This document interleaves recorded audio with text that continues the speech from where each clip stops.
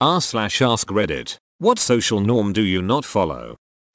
I sleep in a different bedroom than my wife about 95% of the time. My wife is a very light sleeper and I snore a lot, so when we sleep in the same bed she gets very little sleep.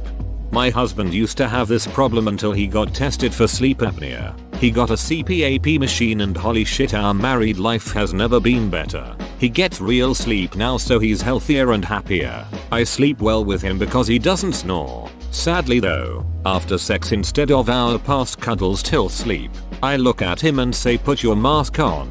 He usually replies you put your mouth guard in. I don't want to pay for you grinding your teeth to nubs. Sexy. Please go on. I'm not finished yet.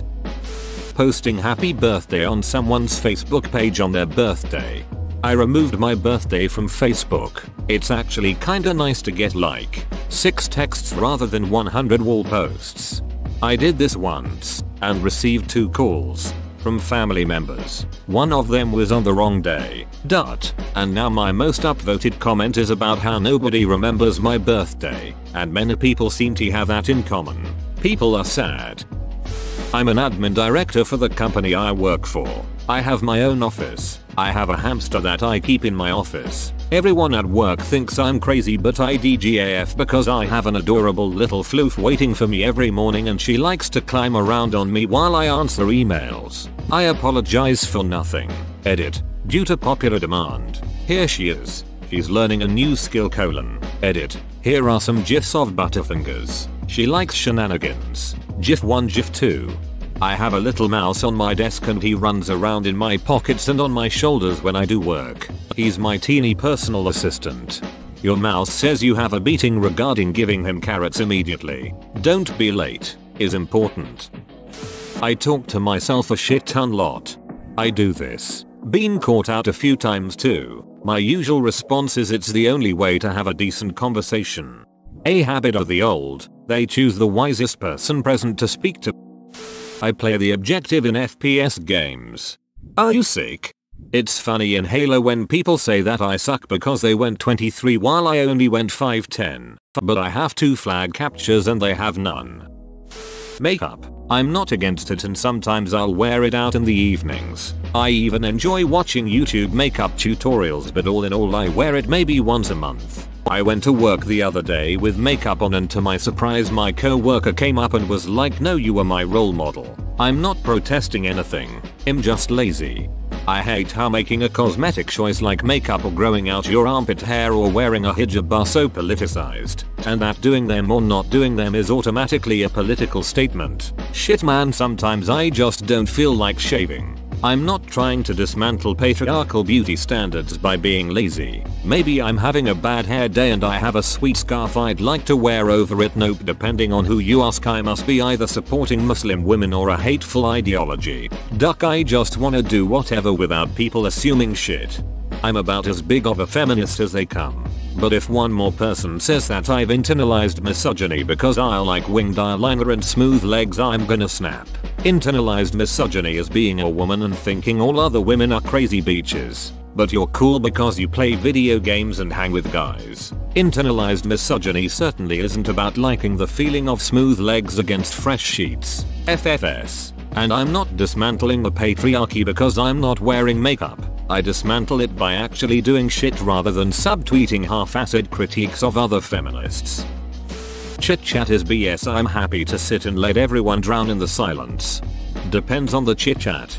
Weather can duck right off, but I'll gladly indulge a shitty meme, or a dream or something more abstract. Weather can duck right off. I feel like I'm the only one who genuinely likes weather as small talk. Edit. It has now become exceptionally clear that I am not the only one who feels this way. I don't follow any sports at all. Nearly everyone I know has at one point talked in depth about some sport where everything they say just goes over my head. I'm a big sports fan. I have ticket packages with multiple local teams and I go to a live game probably about once per week on average. Heck, my TV might as well be called the Fox Sports Box. If you don't care about sports, that's cool. Just tell me. There are other things I care about and discuss. Just say, hey, man, I don't really care too much about sports. What I absolutely hate is when people act high and mighty like they're somehow superior for not watching sports. I can only hear so many people talk about sports ball or ask me about that ludicrous display last night before it just gets unoriginal and you look like an a-hole. At that point, you've actually made a conscious effort to demean my hobby and people who participate in it. That's just not cool. This, posting that Facebook status update about Go Sports Team, hit a touchdown. That was dad joke status when it was first said, and now, a jillion Facebook reposts later it's beaten to death. I can legally drink but choose not to. You are not alone. I'm fine with people drinking responsibly, but please don't pester me, trying to make me drink. It's so ducking annoying. I don't mind being friends with somebody who has widely different opinions than mine. That's what makes good interactions and how you learn new things. My wife and I have completely opposite political views, but it's nice that we can hear the other side with a rational conversation. I don't partake in work stuff. I know everyone I work with thinks I am weird because I don't attend work functions, etc. I really don't want to work with 95% of them, let alone socialize with them. I used to be the same way simply because I have very little in common with most of them. I left for about a year and a half and just came back a few months ago. I don't spend all my time with them now, but upon returning, I have tried to make a point of going out with at least few of them once every other week, on average, to get drinks. It's true that I see them a lot already, but I've never bothered to really get to know them. Part of the reason I left in the first place was because I was miserable and felt like I had no accountability or any good reason to stay. But having spent time meeting them and talking with them, it started a lot of good friendships that make some shifts. I work in a restaurant, a lot more bearable.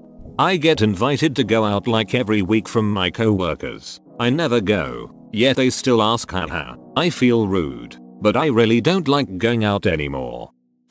Saying goodbye, whether it be a telephone call or a party, I have tried. It comes out too darkly. Some call it the Irish exit. I just call it. This behavior will make people think that they're not important to you. Or better yet, when you finally do say goodbye, that special person will get weak in the knees. I don't use the Reddit app on my phone. Straight to the full site, baby. You're insane. I haven't worn a bra for 2 years now. So much better. Well, frankly, Carl, people were starting to wonder why you wore one in the first place. I'm imagining John Oliver's voice saying that. Duck pants. Do you have special pants for ducking or do you hate pants? The world must know. As always, relevant XKCD https xkcd.com/90.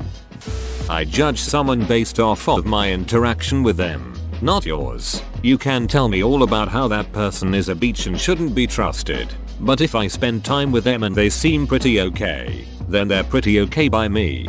Well, this has led me to having 3 close friends that all somehow hate each other, meaning I have 3 times 1 friend at a time. Sleep at night and be awake in the daytime. I get 8 hours of sleep a night, and about 12 during the day. May the 4 hours be with you.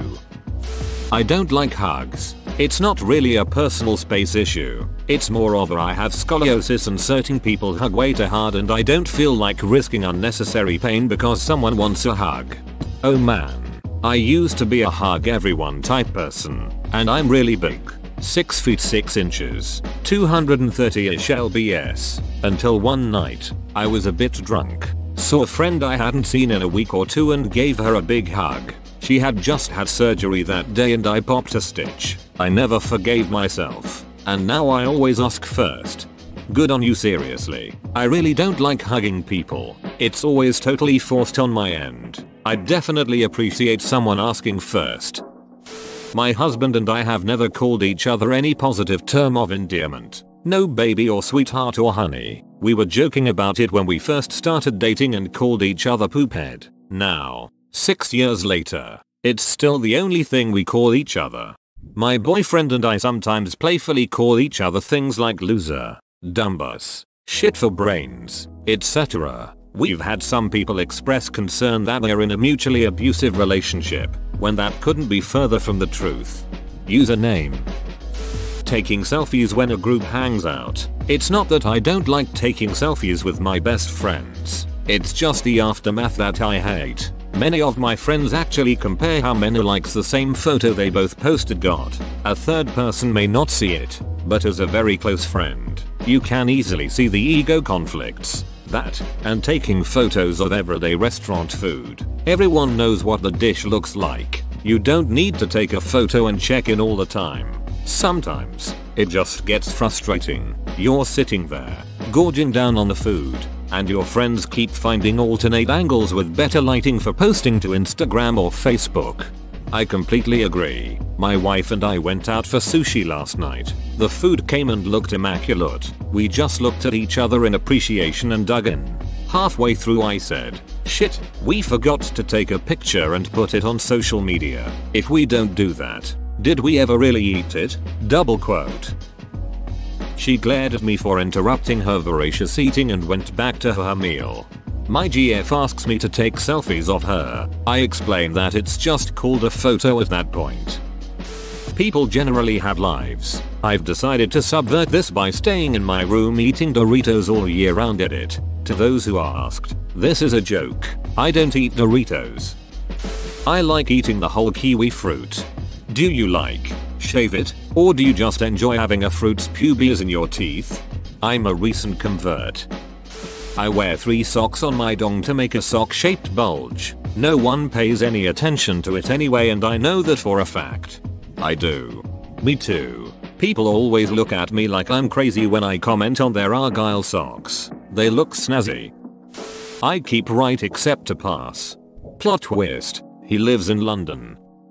Since when did society decide I have to change and wash a t-shirt after every individual use? If it's not dirty, I'm gonna wear it. The trick is to alternate without washing so they think you washed it the next time you wear it. I never ever answer the phone. Or the door. And an open door is a happy door. A door that never opens is not a door, it's a wall. I'm a assertive, outspoken and gregarious Swede. I have no issues going against consensus, making myself uncomfortable or communicating clearly. If someone cuts me off in a line, I don't silent fume. I call them out. This is not very Swedish at all. Hate to break it to you, you might be American. I do fit right in when I visit nowadays. Actually, I learned that it's okay to be this way from Americans. I just didn't quit being like this when I got back to Sweden. I don't pretend to be interested in your kids. They are background noise to me.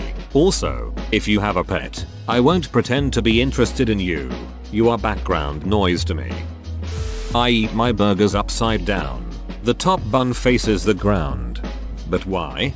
Just because people literally freak out over it. I find it's funny. I used to do it to get a rise out of people. Now it's become weird to eat it any other way. I place blame with low talkers instead of asking forgiveness for not having super hearing. I agree with this, but prefacing any sentence with sorry is a hard habit to break for some Canadians. Surprised I haven't seen it yet. I don't give a damn about celebrities, actors, etc. If the movie interests me, I'll go regardless of who did it. Oh, and I rarely see movies upon release date. Talk about money. I am very open with what I earn in work settings, because transparency of pay makes pay inequity, discrimination, exploitation a lot harder for employers to get away with. I am also always willing to show people my investment portfolio because I use it as a way to introduce them to a facet of their life that they know little about but which has an outsized impact. Edit. A few sources. Why being transparent about pay is good for business. Wall Street Journal. Striving for status. A field experiment on relative earnings and labor supply. E. Hewitt Vaughan. First, those exposed to information about their placement in the earnings distribution provide significantly more labor effort on average than those with no information about peer earnings. Second, labor supply elasticity with respect to net of tax wages, a key sufficient statistic for optimal income tax policy, is unchanged between the two groups.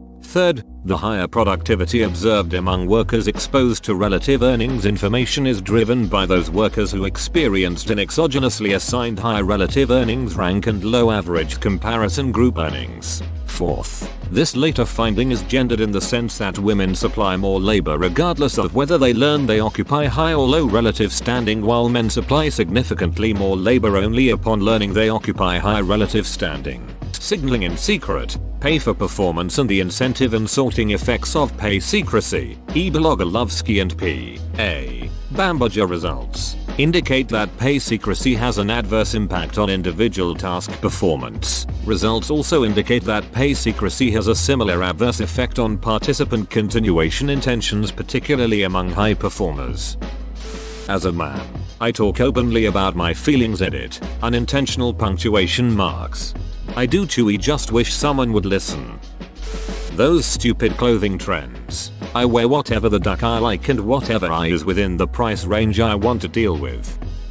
I never ask how are you to customers because the truth is, I really don't care to know past the usual I'm fine thanks. I learned this after asking that to a customer who promptly told me his girlfriend had just jumped off a bridge so he wasn't doing too well. Or the woman who told me she suffered from a condition that felt like she had glass in her blood and was in excruciating pain all the time.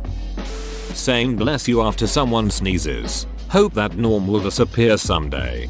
Personally, I've stopped attributing a religious connotation to it. I use it colloquially to mean whoops you sneezed, sorry about that. Just know it's no issue at all. It's easier to say and understand than gestate. I see it as you have sneezed. I acknowledge you and your sneeze, more than the whole religious, trying to keep the devil from taking your soul. Besides, most people feel that way these days. You want someone to give a damn that you sneeze and that you may be sick. It makes you feel better that someone cares. There's two obligations that fit into social norms that I both refuse to do or entertain for very long. The whole showing guests around the house norm. Bleh, when I'm a guest in someone's house, unless I'm staying the night, I only care where the bathroom is. I don't want to tour around the house to see all the rooms and admire the backyard. I should also mention that I don't offer people tours around my place routinely, either. I've sometimes caught flack about it, usually a playful what? Not gonna show me around? Hee-ha, which leads me to begrudgingly give a half-assed tour, the showing pictures of a vacation norm. This goes double if you're showing me a series of pictures that don't actually include you. You wanna go to Ireland and admire the lush, vast rolling hills? Amazing. And it's great you could go. Due you to spend a half hour meticulously scrolling through 20 pictures of the lush, vast rolling hills? No thanks. The hair thing guys are doing nowadays.